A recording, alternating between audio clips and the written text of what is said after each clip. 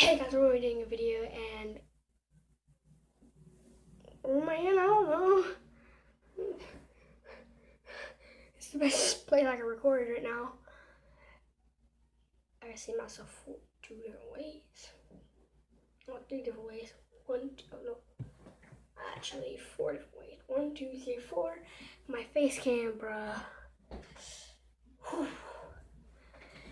Anyways, let's get on with this video. We're doing a try not to cry. Dun dun dun dun. We're gonna try to do a lot of videos today because I haven't done videos in a while. And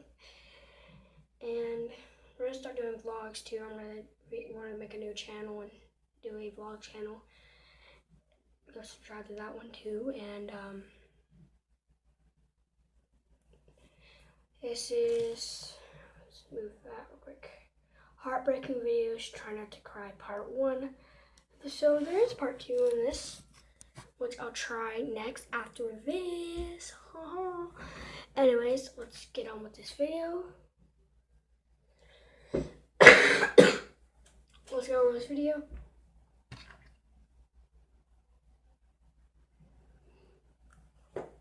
Anyways, let's go. Pause that. Try not to cry. To this day. When I was a kid, I used to think that pork chops and karate chops were the same thing. I thought they were both pork chops. And because my grandmother thought it was cute, and because they were my favorite, she let me keep doing it. Not really a big deal. One day, before I realized fat kids are not designed to climb trees, I fell out of a tree and bruised the right side of my body. I didn't want to tell my grandmother about it because I was scared I'd get in trouble for playing somewhere I shouldn't have been. A few days later, the gym teacher noticed the bruise and I got sent to the principal's office. From there, I was sent to another small room with a really nice lady who asked me all kinds of questions about my life at home. I saw no reason to lie. As far as I was concerned, life was pretty good. I told her whenever I'm sad, my grandmother gives me karate chops. This led to a full-scale investigation, and I was removed from the house for 3 days until they finally decided to ask how I got the bruises. News of this silly little story quickly spread through the school, and I earned my first nickname, Pork Chop. To this day, I hate pork chops. I'm not the only kid who grew up this way. Surrounded by people who used to say that rhyme about sticks and stones. As if broken bones hurt more than the names we got called, and we got called them all. So we grew up believing no one would ever fall in love with us. That we'd be lonely forever. That we'd never meet someone to make us feel like the sun was something they built for us in their tool shed. So broken heartstrings bled the blues as we tried to empty ourselves so we would feel nothing. Don't tell me that hurts less than a broken bone. That an ingrown life is something surgeons can cut away, that there's no way for it to metastasize, it does. She was 8 years old. Our first day of grade 3 when she got called ugly. We both got moved to the back of class so we would stop getting bombarded by spitballs. But the school halls were a battleground where we found ourselves outnumbered day after wretched day. We used to stay inside for recess because outside was worse. Outside we'd have to rehearse running away or learn to stay still like statues, giving no clues that we were there in grade 5. They tipped a sign to the front of her desk that read, "Beware of dog." To this day, despite a loving husband, she doesn't think she's beautiful because of a birthmark that takes up a little less than half her face.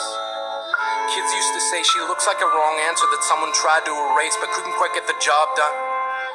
And they'll never understand that she's raising 2 kids whose definition of beauty begins with the word mom. Because they see her heart before they see her skin. Because she's only ever always been amazing. He was a broken branch grafted onto a different family tree. Adopted.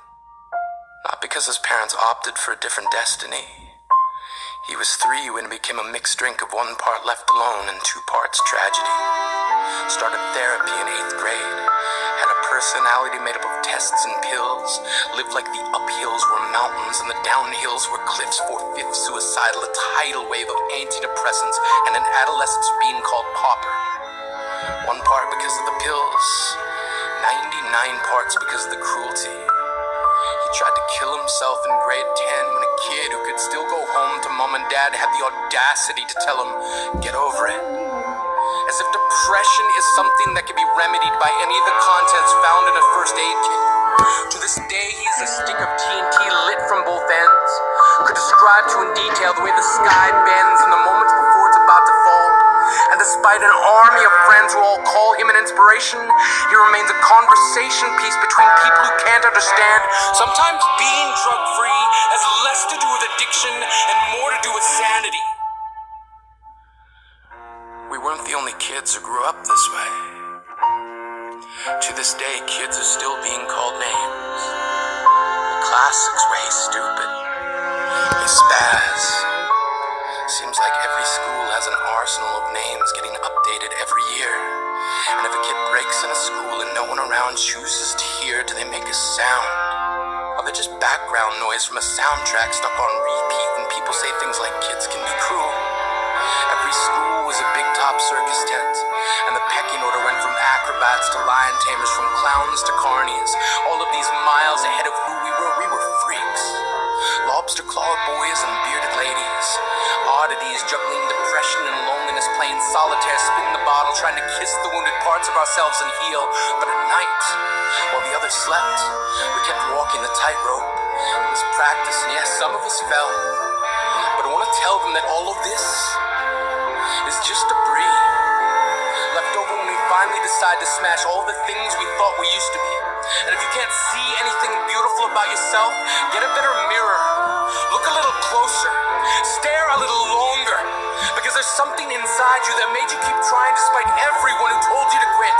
You built a cast around your broken heart inside of yourself. You decided they were wrong. Because maybe you didn't belong to a group or a clique. Maybe they decided to pick you last for basketball or everything. Maybe you used to bring bruises and broken teeth to show and tell but never told. Because how can you hold your ground if everyone around you wants to bury you beneath it? You have to believe that they were wrong.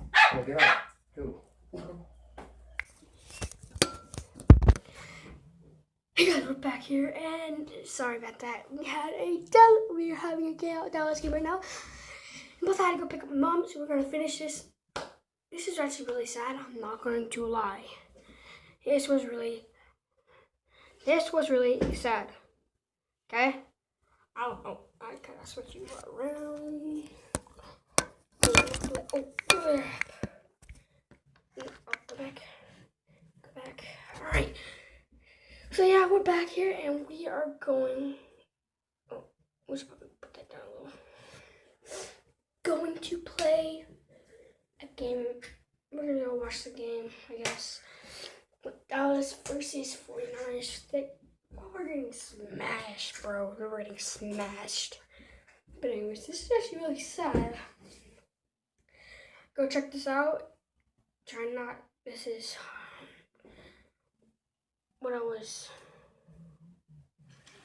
what we were just doing right now. Ow! Ow, that actually hurt so bad. Anyways, let's get this on.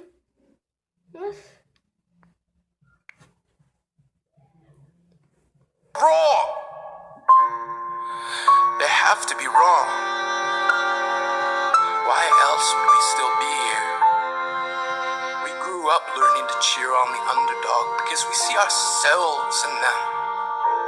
We stem from a root planted in the belief that we are not what we were called.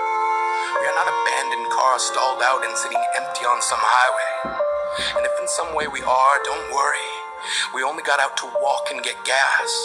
We are graduating members from the class of We Made It. Not the faded echoes of voices crying out names will never hurt me. Of course, they did. But our lives will only ever always continue to be a balancing act that has less to do with pain and more to do with beauty.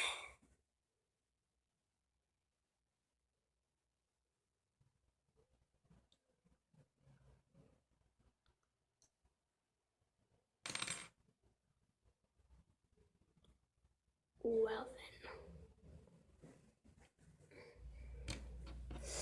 then. That was sad. I am not going to lie. That was sad. I mean, yeah.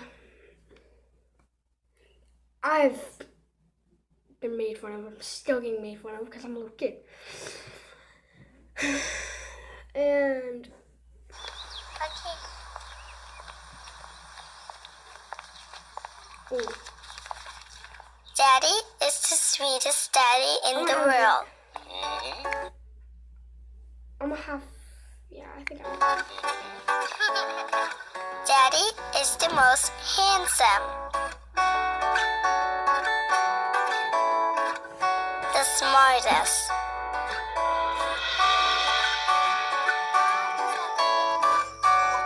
The most clever. The kindest.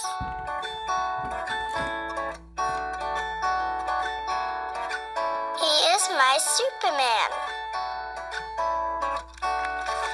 Daddy wants me to do well at school. Daddy is just great, but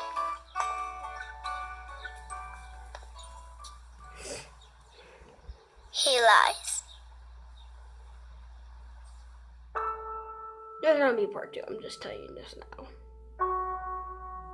This video's gonna end soon.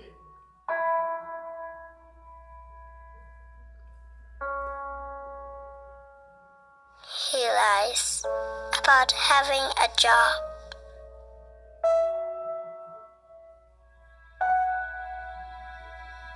He lies about having money.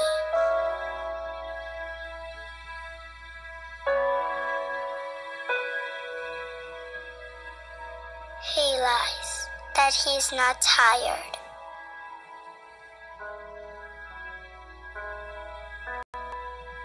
He lies that he's not hungry.